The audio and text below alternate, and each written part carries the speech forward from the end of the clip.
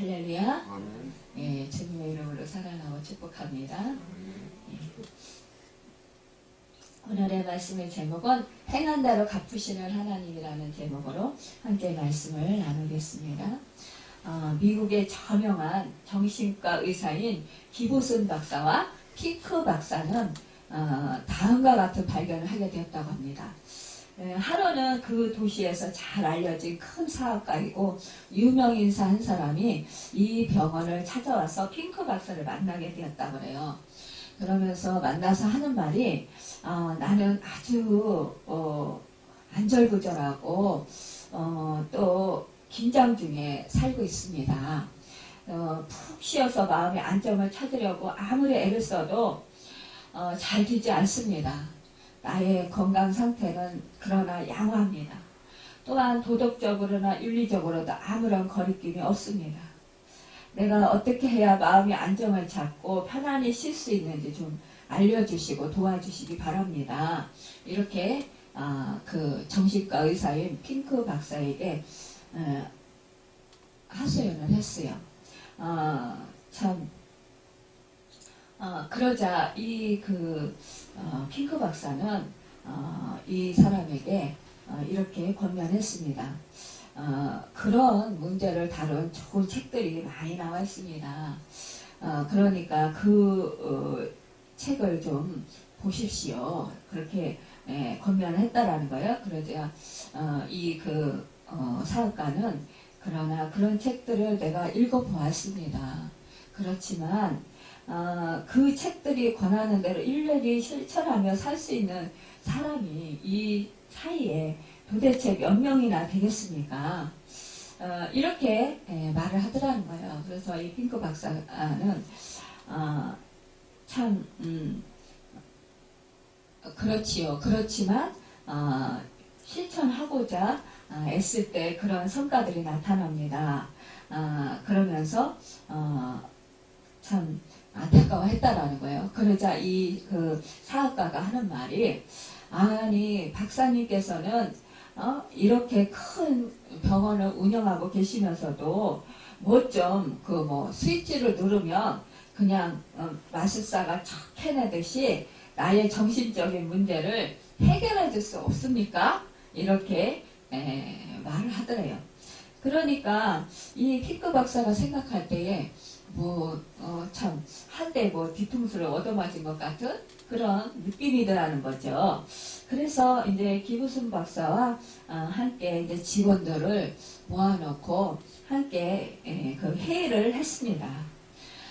그러다가 이제 그 2시간 정도의 그 회의한 결과 과거 2년 동안의 모든 기록을 조사해서 그 사람처럼 긴장과 불안에 쌓여 애를 쓰는 사람들에게 어떤 공통적인 요소나 특징이 있는가 한번 찾아보기로 했다라는 거죠.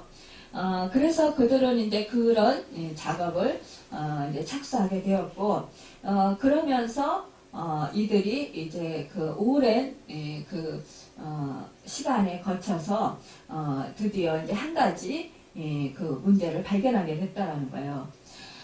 그런 사람들이 가지고 있던 사람들의 그 공통적인 특징은 다른 사람들의 결점을 찾아내려고 하는 태도. 그러니까는 남을 비판하려는 자세.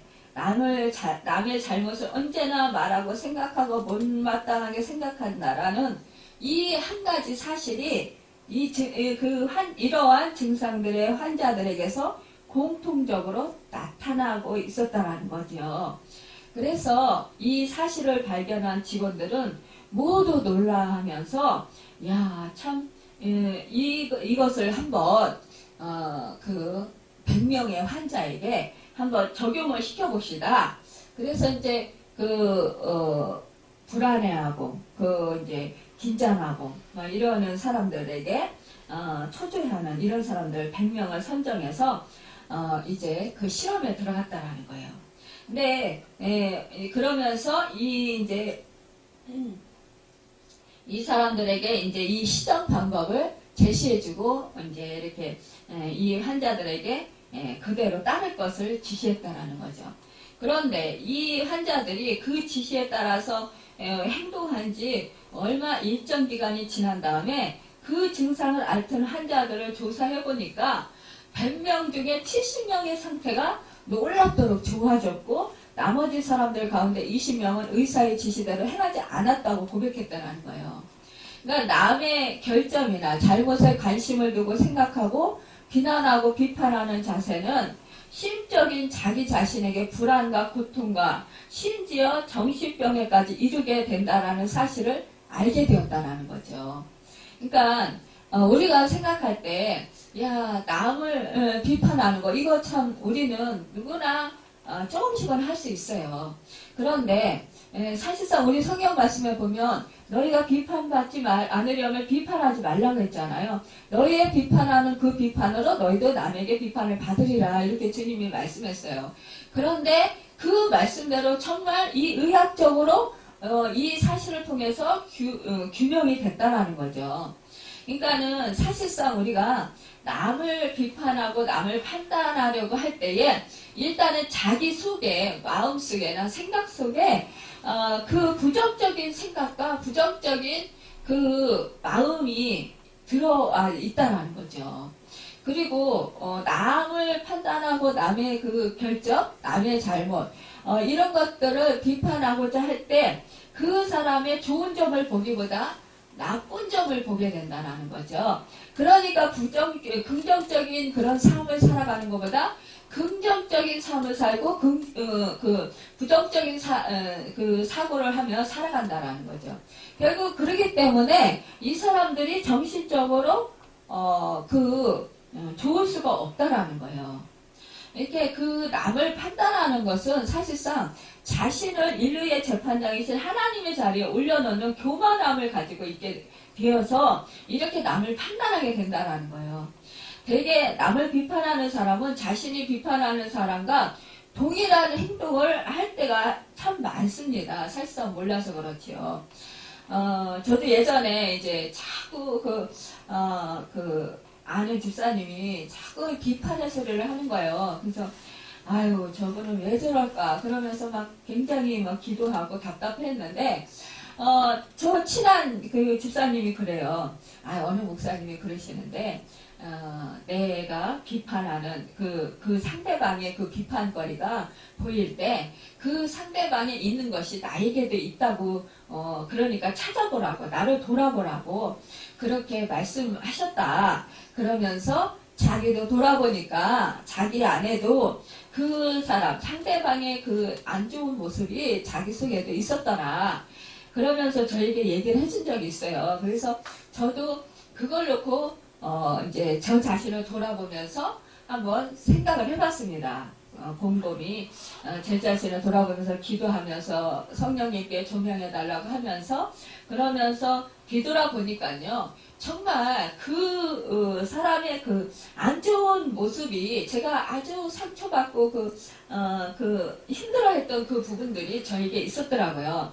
그것은 뭐냐면은 영적인 교만함이었어요. 그러니까는 그분이 아주 영적으로 교만했어요. 그래서 그 영적인 교만함이 저는 없는 줄 알았는데 그러니까 그분이 영적인 교만함으로 인해서 우리가 막 힘들고 고통스러웠었는데 그래서 처음에는 너무너무 힘들어요 하나님 막 그러면서 기도했었거든요.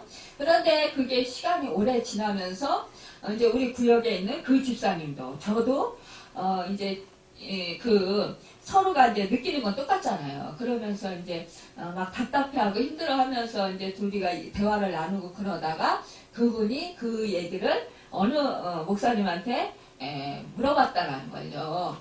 자꾸 그분이 그런데 이렇게 막 영적으로 너무 교만해서 너무너무 힘든데 이럴 때 어떻게 해야 됩니까? 그랬더니 이제 그 목사님이 말씀해 주시기를 그렇다면 그 집사님 안에도 그런 영적인 교만함이 있는지 한번 살펴보십시오 라는 권면을 받았다라는 거예요. 그래서 돌아봤을 때 그런 게 있었다라는 거죠. 그래서 저에게도 그런 것이 있다라는 것을 발견하고 그리고 저 이제 해결을 하기 시작했습니다. 그러자 그분이 그런 모습들이 차츰 이해가 됐고요. 또 미웠던 그 감정, 또 막 그냥 마음이 상했던 그런 마음들이 그 상한 마음이 이제 이해가 가면서 그냥 그래 나도 그런데 뭐 이러면서 그러면서 참아지고 또 그냥 용납하게 되고 그러면서 불쌍하게 생각되고 그러면서 기도해주게 되고요. 그러다 보니까 사이가 좋아지더라고요. 그러니까 이것은 내가 사실상 내가 고치려고 하는, 내가 바로잡으려고 하는 그런 교만함이 또한 우리 속에 있습니다. 그런데 이것은 내가 할 수 있는 것이 아니고 하나님께 맡겨야 된다는 거죠. 재판장이신 하나님께 우리가 맡길 때 우리는 자유할 수가 있습니다. 사실상 맡기고 우리는 기도해야 돼요.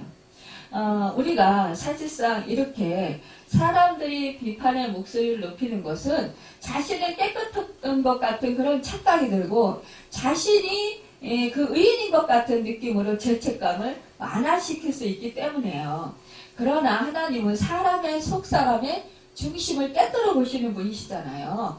그래서 우리가 사람은 속일 수 있어요. 나 자신도 잠깐 속을 수 있어요. 그러나 이것은 하나님의 정말로 하나님을 속일 수는 없다라는 거죠. 하나님의 인자하심과 용납하심과 오래 참으심을 우리가 멸시하는 고집과 기만하는 그런 일을 하지 않도록 우리는 정말로 판단하는 것을 우리가 정말로 버릴 수 있어야 되겠어요. 오늘 본문의 말씀에 남을 판단하는 사람아 누구를 막론하고 내가 핑계하지 못할 것은 남을 판단하는 것을 내가 너를 정죄함이니 판단하는 내가 같은 일을 행함이니라 했어요. 이렇게 우리가 내가 판단함 결국 내가 행하고 있다라는 거죠. 하나님은 그런데요. 우리가 이렇게 내가 그래서 판단할 권리가 없는데 우리 하나님은 진리대로 판단하셔요. 유대인들은 이방인과 다르다고 자부하면서 살았습니다. 유대인들은요. 사실상 하나님께 선택받은 백성이에요.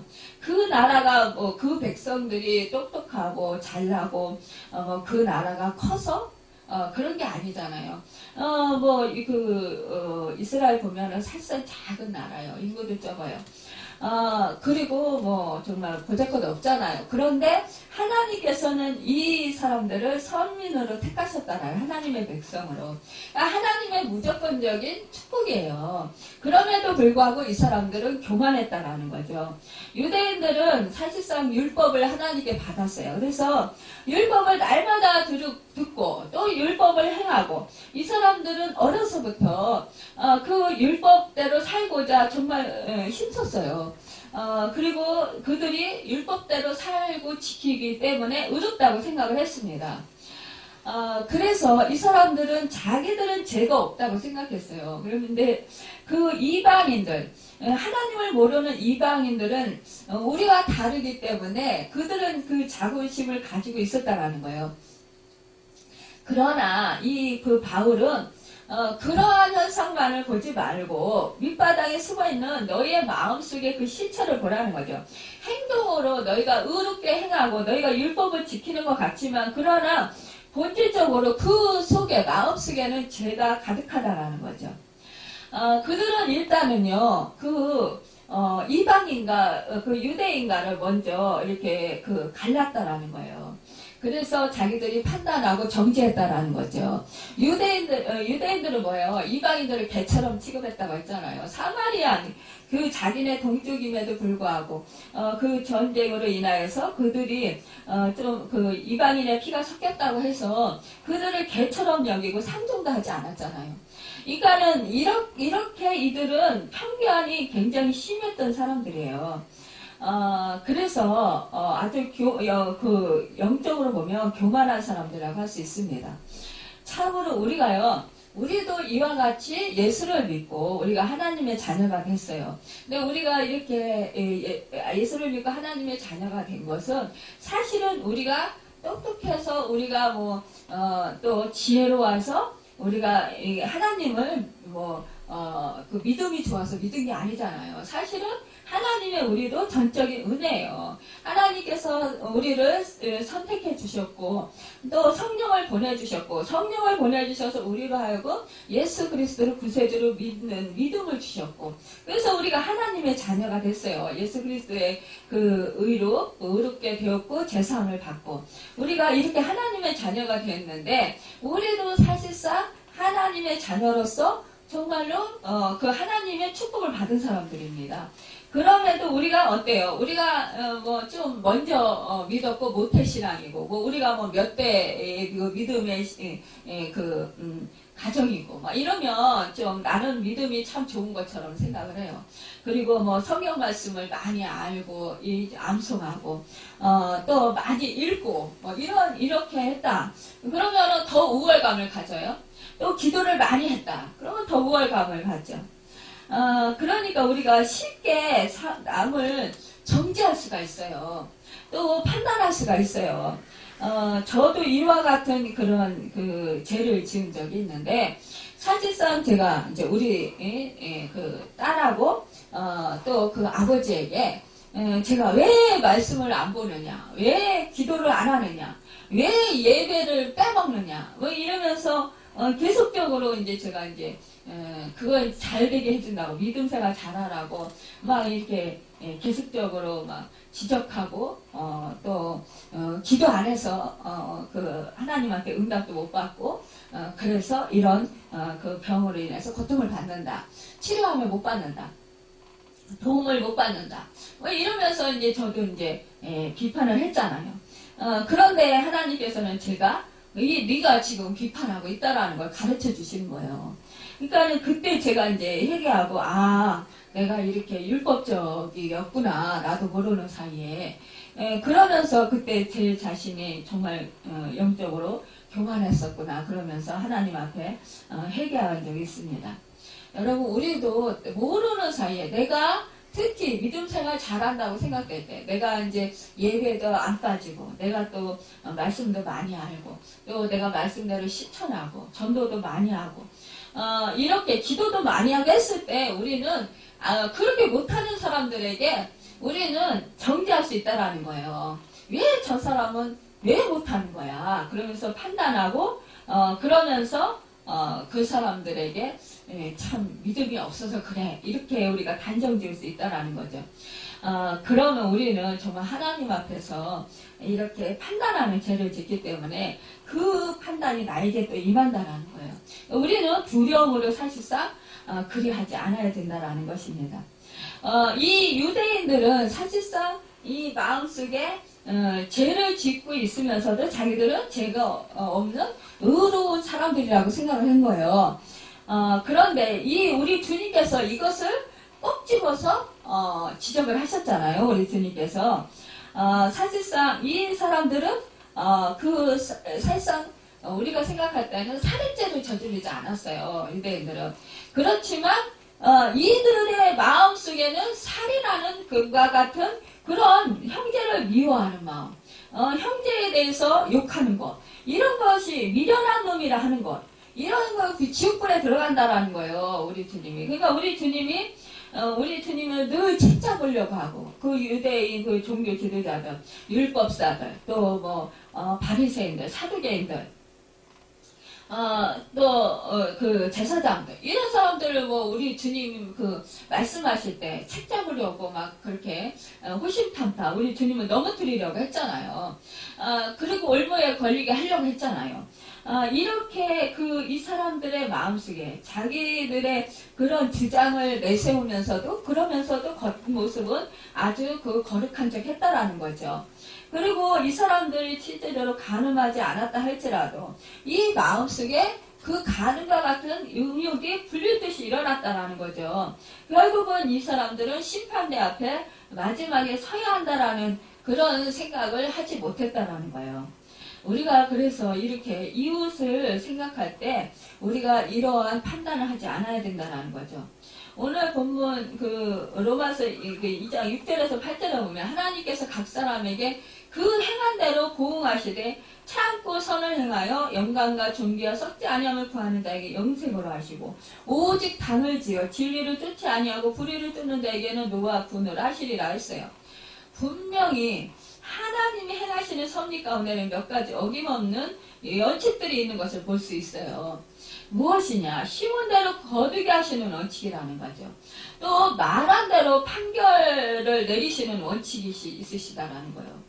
또 우리가 믿음대로 구원을 얻게 하시는 원칙이 있다라는 거죠. 우리가 이렇게 행한 대로 갚으시는 보응의 원칙이 있다라는 것입니다. 그러니까 우리가 참 그 행한 대로 갚으시는 그 보응, 이것을 생각할 때 우리는 두려워하지 않을 수가 없어요. 여러분, 내가 심은 대로 내가 거둔다. 내가 행한 대로 하나님께서 보응하신다. 얼마나 무섭습니까? 이것은 사실상 보응이라고 하는 말은 그 행위에 걸맞는 상당한 대가를 의미하는 것이잖아요. 다시 말해서 하나님은 어떤 사람에게도 편견을 가지지 아니하시고 또 어느 누구에게도 치우치지 않는 공평성을 가지시고 모든 인간의 언행 심사를 다루시는 그런 분이셔요. 그러니까는 참 제가 이제 어느 교단에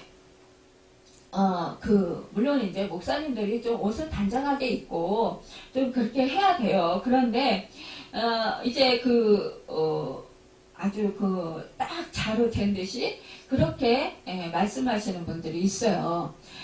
그런데 참 이렇게 보기 어떤 때는 참 좋아 보이는 면도 있는데, 그런데 아주 조금이라도 말씀에서 좀 어긋나는 것 같고 좀 그러면 아주 즉각으로 이렇게 정죄하고 판단하는 그런 게 딱딱 이렇게 하시는 분들이 있더라고요. 근데 그런 모습을 보면서 야, 저거 율법 아닌가? 한쪽으로 치우치면 우리가 곤란한 거예요. 우리 하나님은 뭐예요? 정말 믿지 않는 사람들에게도 우리 하나님은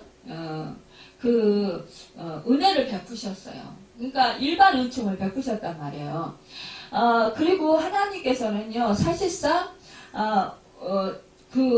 어떠한 사람에 있어서 그 사람을 아주 미워하거나 그 사람이 잘못한다고 해가지고 막 갑자기 그 사람을 그냥 따로 딱 돌려 세운다든가요, 이렇게 하지 않는다라는 거죠. 우리가 오늘 말씀 9절에서 보면 악을 행하는 각 사람의 영에는 환난과 공고가 있으리니, 먼저는 유대인에게 그리고 헬라인에게라고 했어요. 선을 행하는 10절에 보면 각 사람에게는 이제 좀 전에 이제 말씀드렸던 그 영광과 존귀와 평강이 있다고 했는데, 이것이 곧 유대인에게하고 헬라인에게라는 거죠. 그러니까는 사실상 우리가 선민과 이방인 사이 어떤 편견이나 치우침이 없이 하나님께서는 보응하신다라는 사실이에요. 이러한 원리는 이제 세례 요한의 증거에서도 우리가 볼 수 있는데요. 세례 요한은 자기들이 죄를 뉘우치지 아니하고 세례받으러 나오는 그 모든 유대인들에게 이 독사의 자식들아, 누가 너희를 가르쳐 임박한 진노를 피하라 하더냐, 그러면서 책망했어요. 그러니까 회개에 합당한 열매를 맺고 속으로 아브라함이 우리 조상이라고 생각지 말라라는 거죠. 내가 너희에게 이르노니 하나님이 능히 이 돌들로도 아브라함의 자손이 되게 하시리라. 이미 도끼 나무 뿌리에 놓여있으니 좋은 열매 맺지 아니하는 나무마다 찍혀 불에 던지우리라. 이렇게 그냥 세례 요한이 진노해가지고 그렇게 유대인들에게 그냥 선포했잖아요. 아브라함의 자손이 아닌 사람과 특별한 차이가 전혀 없다고 한다는 거죠. 그러니까 우리가 사실상 이방인이었어요. 그런데 하나님께서 우리를 선택하시고 우리를 불러주셔서 우리의 죄를 사해주시고 우리를 하나님의 자녀를 삼아주셨어요. 우리가 이방인인데 어떻게 우리가 하나님의 자녀가 될 수 있었겠어요? 이것은 우리가 전혀 모르는 거예요. 그렇지만 지금 유대인임에도 불구하고 아직도 예수 그리스도를 구세주로 믿지 아니하고 아직도 그냥 자기들은 지금 선민이고 하나님의 아들 딸이다 이렇게 믿고 있는 사람들이 얼마나 많이 있습니까? 그러니까 우리는 참 이렇게 겉으로 보여지는 것으로 판단하지 말아야 돼요. 우리가 이러한 그런 정말 이런 것을 보면서 우리가 언제나 정말 맹목적으로 한쪽으로 치우치지 아니해야 된다는 거예요. 하나님을 알야 돼. 하나님으로 영화롭게도 아니하고 감사치도 아니고 오히려 허망한 생각이 사로잡혀 썩어지지 아니하는 하나님의 영광을 썩어진 인간의 야망으로 이렇게 대치하는 그런 그 삶을 살아가는 사람들이 많이 있다라는 거죠. 우리는 참 언제나 하나님 안에서 언제나 우리가 정말로 편견을 갖지 말고요. 언제나 우리가 선을 행하도록 힘써야 합니다. 또한 우리가 어떠한 상황 속에서도 우리가 정말 분으로 갚지 말아야 노와 분으로 갚지 말아야 해요. 8절에 보면은 오직 담을 지어 진리를 따르지 아니하고 부지를 따르는 자에게는 진노와 분노를 하시리라고 했어요. 환난과 공고는 그것에 정말로 내가 분노하고 내가 불쾌해하고 내가 또 막 그냥 화를 내고 이런 것들을 하나님께서 그 형벌을 갚으신다라는 거예요. 얼마나 무섭습니까 정말로. 그러니까 우리는 언제나 정말 선으로 우리는 행하는 삶을 살아야 될 것입니다. 우리가 그 선을 행할 때 우리 하나님의 마음을 우리가 기쁘시게 해드릴 수 있어요. 선을 행한다라는 것은 정말 여름 삼복더위의 얼음 냉수만큼이나 하나님의 마음을 시원하게 해드리고요. 기쁘게 해드릴 수 있고 즐겁게 해드릴 수 있습니다. 우리가 그 선을 행하는 것, 이것은 바로 참을성을 가지고 어떠한 일을 수행하는 것입니다. 또 착한 마음을 가지고 또한 자원하는 심령으로 받은 은혜에 감사해서 기쁨으로 행하는 거예요. 또한 우리가 어떠한 환난과 어떠한 그런 고통이 있을지라도 하나님을 신뢰하고 하나님을 믿고 하나님께서 함께 하셔서 하나님께서 우리에게 좋은 것으로 갚아주실 것이라는 그 소망 가운데 기도하면서 인내하면서 살아가는 것입니다. 우리가 사실상 하나님께서 이렇게 인내하면서 하나님의 뜻을 헤아리고 하나님께서는 우리에게 뭐라고 하셨어요? 너에게 내가 주려는 생각은 재앙이 아니라 평안이라고 했어요. 또 우리 주님께서 말씀하셨습니다. 내가 세상을 이겼다라는 거예요. 세상 끝날까지 너희와 함께한다. 너와 함께한다.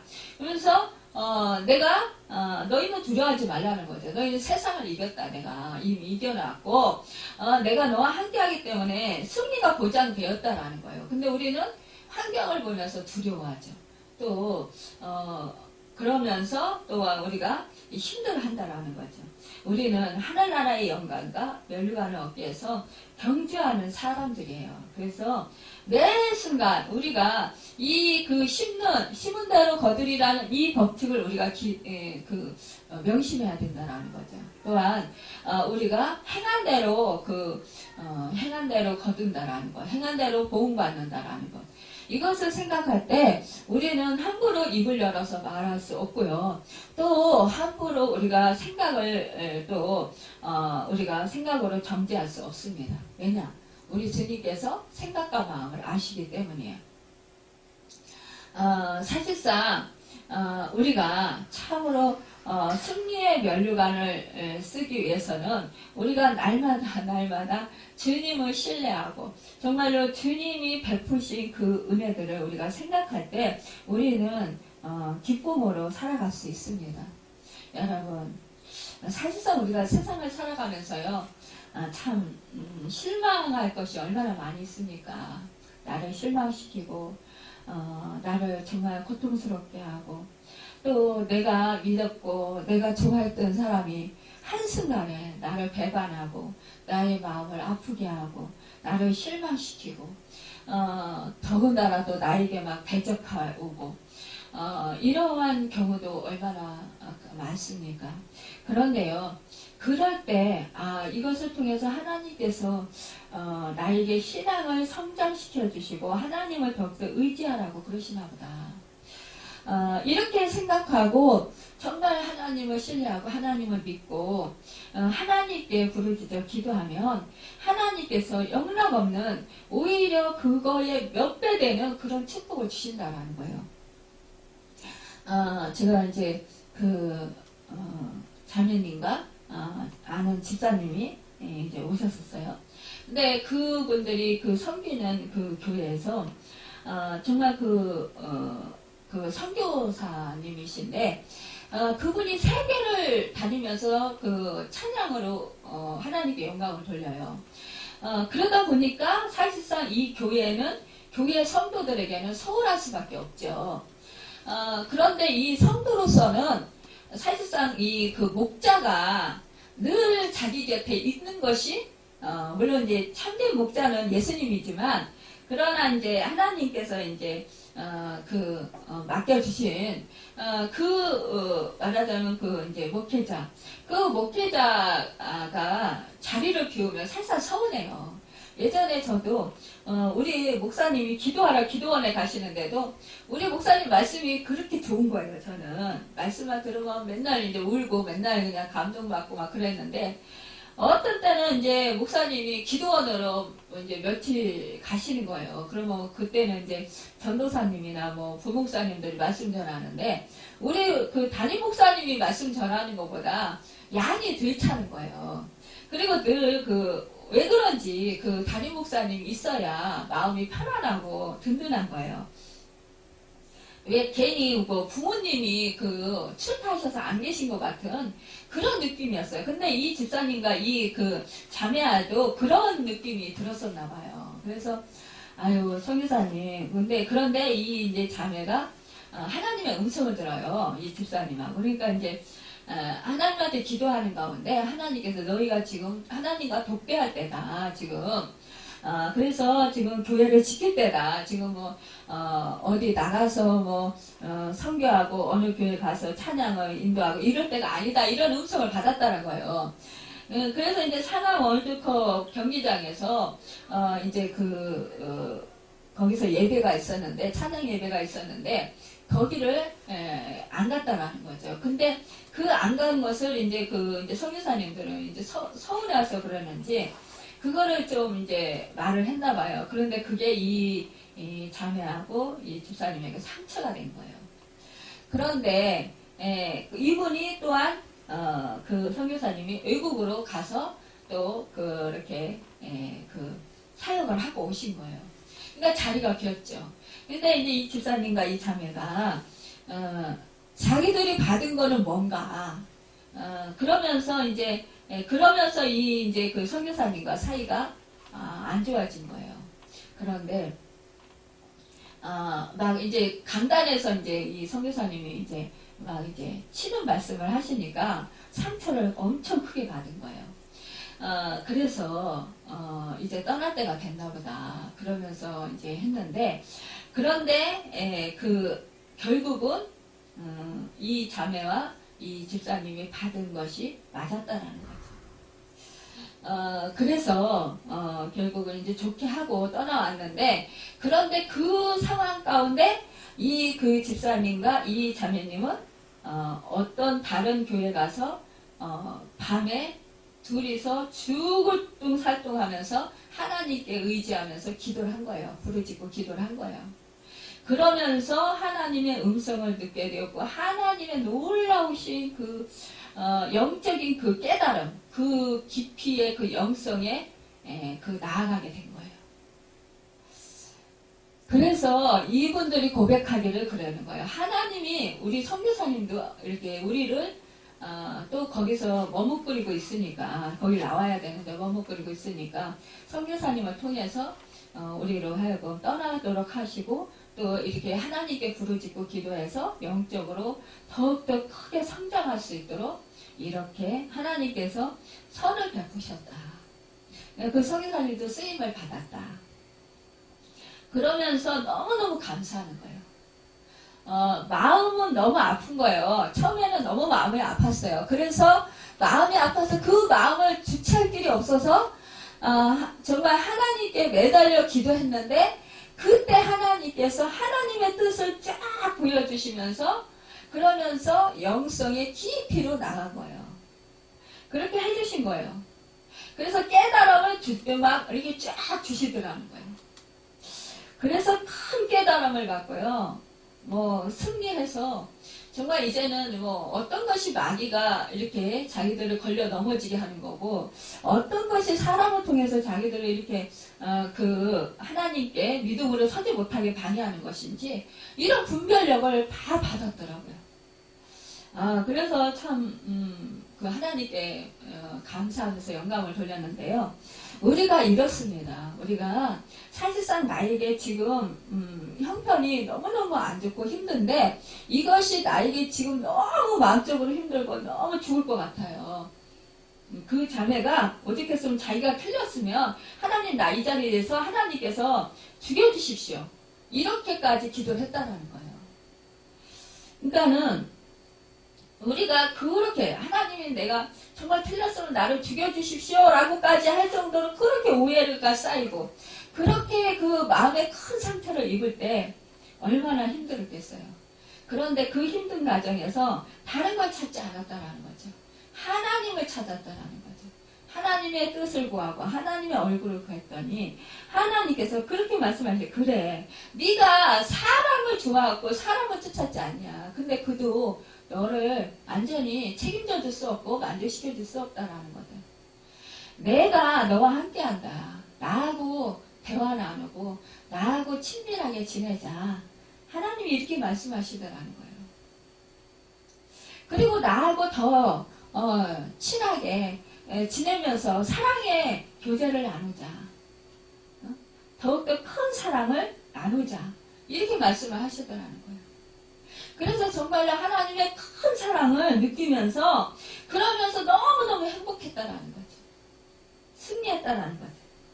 여러분, 우리는 이렇게 어떠한 어려움 속에서도 그 하나님을 찾으시고 행한 대로 갚으시는 그 하나님을 찾으시고 그 하나님을 의지하실 때, 그 하나님을 신뢰하실 때, 그 하나님께서는 정말로 놀라우신 그 영적인 그 높이로 나를 인도하신다라는 그 사실. 여러분, 그 하나님의 사랑, 정말 그 어느 것보다도 하나님과 나와 정말로 그 친밀한 사랑을 나눌 수 있는 큰 그 깊은 사랑을 나눌 수 있는 그 축복이 가장 큰 거잖아요. 그 축복을 누리시는 여러분과 제가 되기를 예수님의 이름으로 축원합니다. 기도하겠습니다.